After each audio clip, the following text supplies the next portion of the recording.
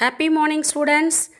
இன்றைக்கி நமக்கு கிளாஸ் வந்து காமர்ஸில் வந்து நம்ம 11th chapter employee selection process பார்த்தோம் இல்லையா.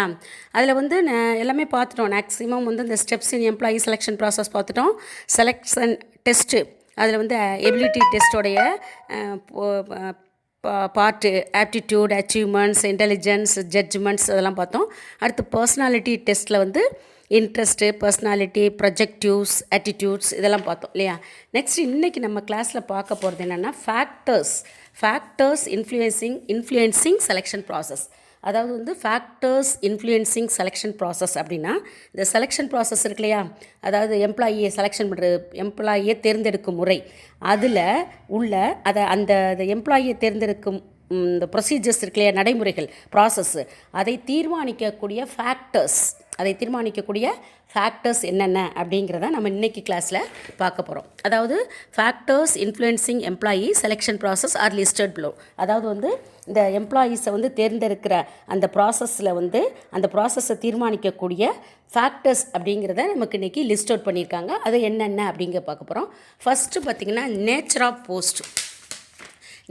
போஸ்ட் அப்படின்னா இந்த பணியினுடைய தன்மை அப்படின்னு அர்த்தம். ஓகேயா, அந்த பணியினுடைய தன்மை first point. The process of selection of employee varies according to type of personnel to be recruited.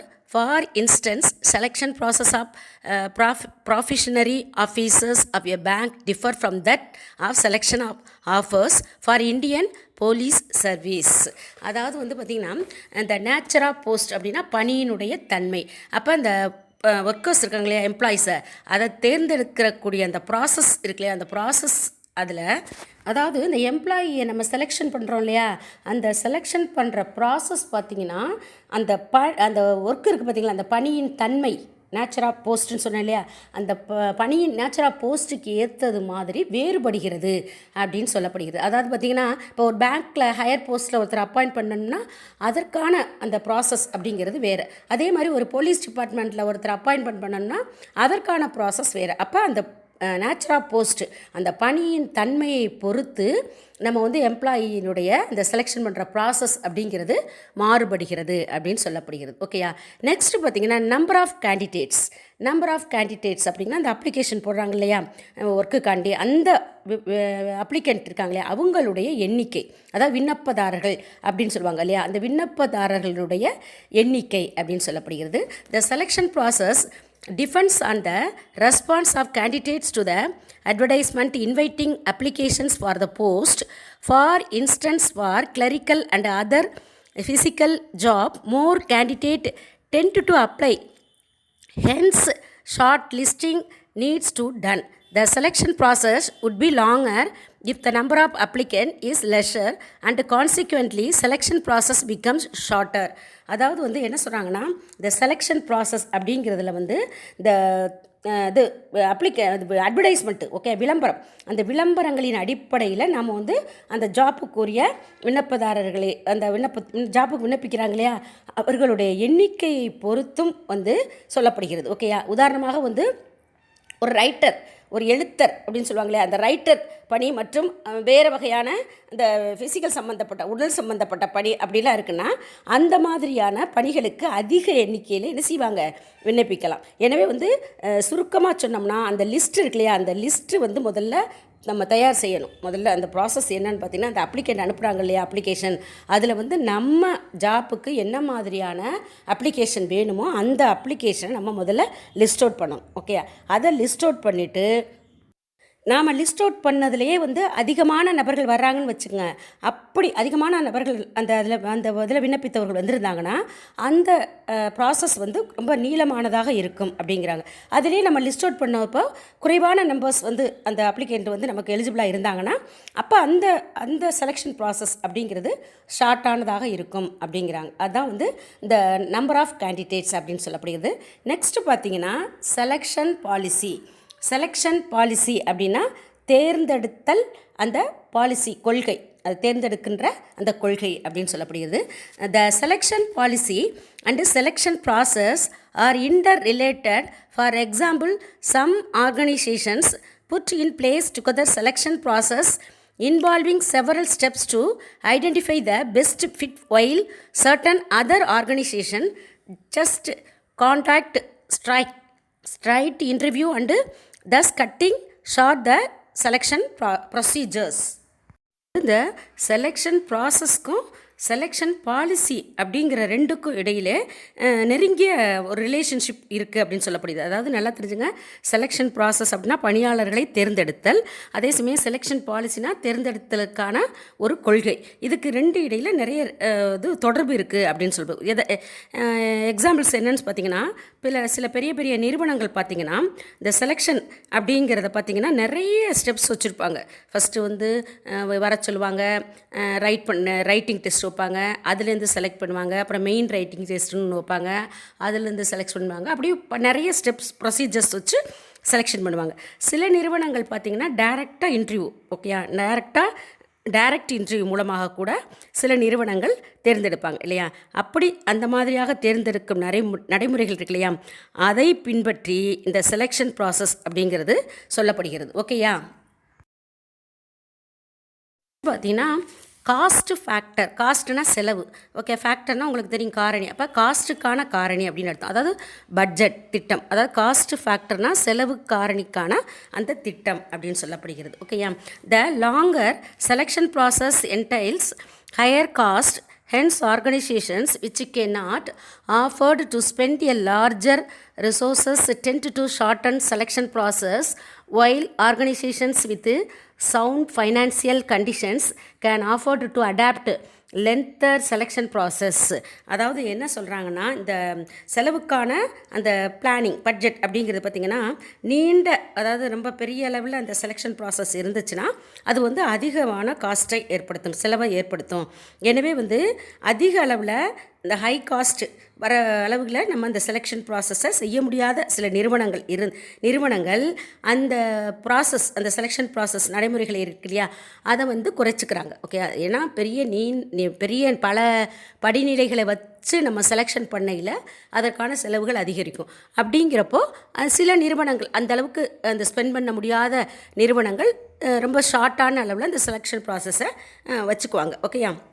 அப்போ அந்த மாதிரி நேரத்தில் ஒரு ஹை லெவலில் உள்ள ஃபைனான்சியல் பொசிஷனில் உள்ள நிறுவனங்கள் அந்த லாங் ஸ்டாண்டிங் நீண்ட முறையில் தேர்ந்தெடுத்தல் அப்படிங்கிறத வந்து கையாளவும் முடியும். அவங்க பெரிய லெவலில் இருக்க நிறுவனங்கள் அந்த மாதிரி லாங் ஸ்டாண்டிங்கான ஒரு ப்ரொசீஜர், நீண்ட கால ஒரு நல்ல ஒரு ப்ரொசீஜர்ஸோடையும் கூட பண்ணலாம். அதே மாதிரி குறுகிய நிறுவனங்கள் ஷார்ட்டான ஒரு ப்ரொசீஜர்ஸில் பார்த்திங்கன்னா level of educational qualification and experience and exposure. அதாவது வந்து லெவல் ஆஃப் எஜுகேஷனல் குவாலிஃபிகேஷன் கல்வி தகுதி மற்றும் அந்த எக்ஸ்பீரியன்ஸ் அனுபவம் மற்றும் அதர் எக்ஸ்போஷர் அப்படின்னா வெளிப்பாடு, அந்த ஸ்டேஜஸ். ஓகேயா. அதுதான் நம்ம அந்த செலெக்ஷன் ப்ராசஸில் அதையும் பார்க்கணும். The process of selections depends on the experience and educational qualification and exposure required for the post. For example, for selection of finance officer, treasurer, legal advisor, designer, architecture, CEO, scientist, chairman, etc. Selection process is shorter as only few candidates comfort with higher educational qualification and credential. இந்த selection process இருக்கு இல்லையா, அப்போ இந்த selection ப்ராசஸில் அந்த ஜாப்புக்கு தேவையான அந்த கல்வி தகுதி, எஜுகேஷன், அந்த எக்ஸ்பீரியன்ஸு, அதனுடைய அந்த எக்ஸ்போசர் வெளிப்பாடு, அதெல்லாம் சார்ந்து தான் நம்ம வந்து அந்த போஸ்ட்டை வந்து நம்ம அந்த செலெக்ஷன் ப்ராசஸ் இருக்கணும். எக்ஸாம்பிள் பார்த்திங்கன்னா இந்த ஹையர் போஸ்ட்டில் உள்ள பெரிய பெரிய போஸ்ட்டுக்கெலாம் நம்ம அந்த அட்வைசர், ஆர்கிடெக்சர், அந்த சொன்னோம் இல்லையா, பெரிய பெரிய ஹையர் போஸ்ட்டில் உள்ள சயின்டிஸ்ட்டு, இந்த மாதிரி போஸ்ட்லாம் சொன்னோம் இல்லையா, அந்த மாதிரி போஸ்ட்டுக்கெலாம் நம்ம இது பண்ணையில் பார்த்திங்கன்னா செலெக்ஷன் ப்ராசஸ் பண்ணையில் அதுக்கான அப்ளிகண்ட்டே கம்மியாக தான் இருப்பாங்க. ஏன்னா அவ்வளவுக்கு ஹையர் அப்ளிகேஷன்ஸ் முடித்தவங்க, அதிக அளவில் படித்த ஒரு எக்ஸ்பீரியன்ஸ் பர்சன்ஸ்லாம் வந்து நிறைய பேர் இருக்க மாட்டாங்க. அப்போ அதுக்கு கம்மியான பேர் தான் அதுக்கு அப்ளை பண்ணுவாங்க. அப்படி அப்ளை பண்ணும்பொழுது அந்த உயர்கல்வி தகுதி இல்லையா, ஹையர் எஜுகேஷன்ஸ், அந்த எக்ஸ்பீரியன்ஸ் அந்த சர்டிஃபிகேட்ஸ், சான்றுகளை மட்டுமே நம்ம பார்க்குறதுனால அந்த மாதிரி இப்போ ஹையர் போஸ்ட்டுக்கெலாம் செலெக்ஷன் பண்ணுறது அப்படிங்கிறது வந்து கொஞ்சம் அது இந்த ப்ராசஸ் அப்படிங்கிறது ரொம்ப எளிதாகத்தான் இருக்கும் அப்படின்னு சொல்லப்படுகிறது. நெக்ஸ்ட்டு பார்த்திங்கன்னா இம்பார்ட்டன்ஸ் ஆஃப் செலெக்ஷன். இந்த இம்பார்ட்டன்ஸ் ஆஃப் செலெக்ஷன் அப்படின்னா செலெக்ஷன் ப்ராசஸுக்கு உரிய அந்த முக்கியத்துவம். ஓகேயா, அதாவது அந்த அந்த செலெக்ஷன் தேர்ந்தெடுக்கணும் இல்லையா, அந்த தேர்ந்தெடுக்கும் முறையினுடைய முக்கியத்துவம் என்ன அப்படின்னு பார்க்க போகிறோம். ஓகே, ஃபஸ்ட்டு பார்த்திங்கன்னா குட் டேலண்ட். குட் டேலண்ட் அப்படின்னா நல்ல திறன் அப்படின்னு அர்த்தம். Okay, proper selection systems enables the organizations to appoint talent persons for various activities and thereby leading to improved productivity and profitability of the organisations. அதாவது பார்த்திங்கன்னா இந்த சிறந்த ஒரு இது தேர்ந்தெடுத்தல் அப்படின்னா என்னென்னு பார்த்தீங்கன்னா, அதாவது நல்ல ஒரு பெஸ்ட்டான ப்ராசஸ் முறை அப்படின்னா பல்வேறு விதமான ஆக்டிவிட்டீஸ் நடவடிக்கைகளில் நல்ல நிறைய டேலண்ட்டான திறன் வாய்ந்த ஒரு நபர்களை நாம் தேர்வு செய்ய இந்த மாதிரி இது வகை செய்கிறது அப்படின்னு சொல்கிறோம். அதாவது இந்த ஒரு நிறுவனத்தினுடைய ப்ரொடக்ஷன்ஸ் மேம்படவும், மேலும் அதில் அதிக அளவில் ப்ராஃபிட்டபிலிட்டி, அதாவது ப்ரொடக்டிவிட்டி அண்ட் ப்ராஃபிட்டபிலிட்டி உற்பத்தி திறன் மேம்படவும், மேலும் அதனுடைய அந்த லாபம் அதிகரிக்கவும் வழி செய்கிறது. அதாவது நல்ல திறமையான ஒரு குட் டேலண்ட், நல்ல திறன் வாய்ந்த ஒரு பர்சனை நம்ம செலெக்ஷன் பண்ணுறது மூலமாக அந்த நிறுவனத்தில் பெரிய அளவில் பெனிஃபிட்ஸ் கிடைக்கும் அப்படின்னு சொல்லப்படுகிறது. ஓகே, நெக்ஸ்ட்டு பார்த்திங்கன்னா பெட்டர் எஃபிஷியன்சி. பெட்டர் எஃபிஷியன்சி அப்படின்னா சிறந்த திறன் அப்படின்னு அர்த்தம். அதாவது பார்த்திங்கன்னா selection of right person to the right job is sure to produce better quality of work and may facilitate faster achievements of objectives. This will help in greater measures to done up the overall efficiency of organization. Particular ஜாப்புக்கு நம்ம சரியான ஒரு பர்சனை select பண்ணுறதுனால அவர்கள் அந்த ஜாப்பில் நல்ல பெஸ்ட்டாக அவங்க சிறப்பான முறையில் பணியாற்றுவாங்க இல்லையா, ஒர்க் பண்ணுவாங்க இல்லையா, ஒர்க் பண்ணி அந்த நிறுவனத்தினுடைய அச்சீவ்மெண்ட்ஸ், அந்த நிறுவனத்தினுடைய கோல் என்னவோ அதை நிச்சயம் அடைய வைப்பாங்க. அப்போ அந்த நிறுவனம் அந்த கோலை அடைய முடிகிறது. அதனால் அந்த ஆர்கனைசேஷன் நிறுவனம் ஒட்டுமொத்த ஒரு ஒரு ஹை லெவல், ஒரு உயர்ந்த நிலைக்கு அந்த நிறுவனம் என்பது உயர்கிறது அப்படின்னு சொல்லப்படுகிறது. இதுக்கு தான் என்னது பெட்டர் எஃபிஷியன்சி, திறமையான திறன் உடையவர்கள், சிறந்த திறன் உடையவர்கள். நெக்ஸ்ட்டு பார்த்திங்கன்னா reduced cost of training and development. Reduced cost of training and development அப்படின்னா குறைந்தபட்சம். ஓகே, அந்த குறைந்தபட்ச அந்த ட்ரைனிங்கு, அதனுடைய அந்த வளர்ச்சி, இதுக்கான செலவு, குறைந்தபட்ச செலவில் அந்த பயிற்சி அவங்களுக்கு உரிய அந்த வளர்ச்சிக்கான செலவு இருக்கணும் அப்படிங்கிறாங்க. அது முக்கியத்துவம். ஓகே, செலெக்ஷன் ப்ராசஸ்லேயே குறைவான செலவில் அவங்களுக்கு ட்ரைனிங்கும் கொடுக்கணும், அந்த நிறுவனத்துடைய வளர்ச்சியும் இருக்கணும், அப்படி வளர்ச்சி சேவையும் இருக்கணும் அப்படின்னு சொல்லப்படுகிறது. Better selection of candidates definitely reduced the cost of training because qualified persons have better grasping power.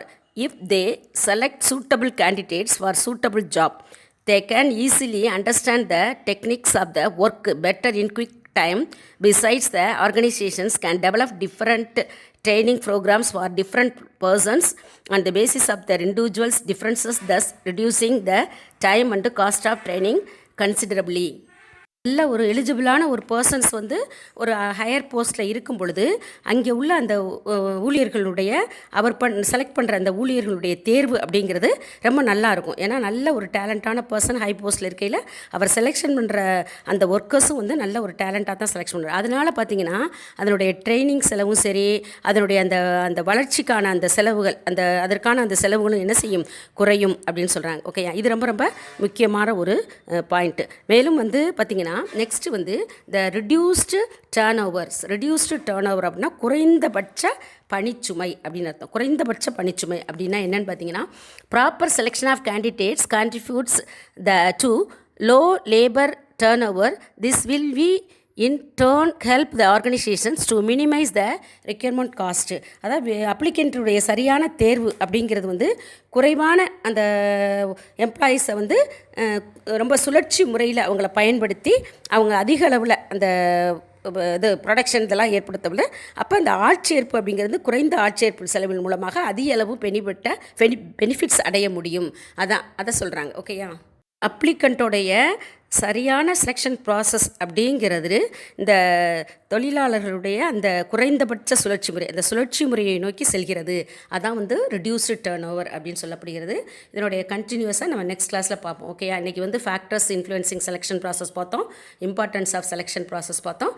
Selection ப்ராசஸ்க்கும் ரெக்யர்மெண்ட்டுக்குள்ள வேரியேஷன்ஸை வந்து நம்ம நெக்ஸ்ட் கிளாஸில் பார்ப்போம். Okay, thank you students, thank you.